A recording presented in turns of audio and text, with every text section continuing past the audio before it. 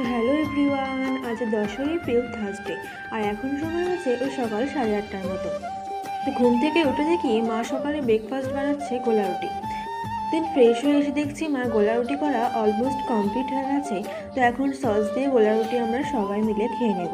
আর এখন সময় হচ্ছে ওই দুপুর 11টার মতো। তো এখন আমি জলগুলো ভরে নিয়েছি, এখন ফ্রিজে রেখে আসবো। আর দেখো বন্ধুরা, কতগুলো ক্যাম্পা খাওয়া হয়েছে আমাদের এই কদিনে। দিন এখন সময় হয়েছে ওই দুপুর 12টার মতো। তো আজকে পানি দিয়ে পুরো ঘর ক্লিন করা হচ্ছে। এখন ঝাঁটা দিয়ে ভালো করে ঘষে নেওয়া হচ্ছে, তারপর পানিগুলো বের করে দেওয়া হবে। আর আজকে দুপুরে আমার মা রান্না করেছিল উচ্ছে, আর এখানে আছে বেগুন দিয়ে ডিম দিয়ে। তো দিন দুপুরে খাওয়া দাওয়ার পর আর কোনো ভিডিও করা হয়নি। এখন সময় হচ্ছে বিকাল 3:30। বাইরে খুব মেঘ করেছিল, বৃষ্টি আসবে খুব জোরে। তো আমি একটু ভিডিও করে নিলাম। আর এখন খুব হাওয়া হচ্ছিল বাইরে। তো ফ্রেন্ডস, যদি আমার ভিডিওটি ভালো লেগে থাকে অবশ্যই আমার চ্যানেলটি সাবস্ক্রাইব করে দেবেন আর একটা লাইক দিয়ে দেবেন। আর সন্ধ্যের সময় এখানে ক্যাম্পা আর চিপস খাওয়া হচ্ছিল সবাই মিলে।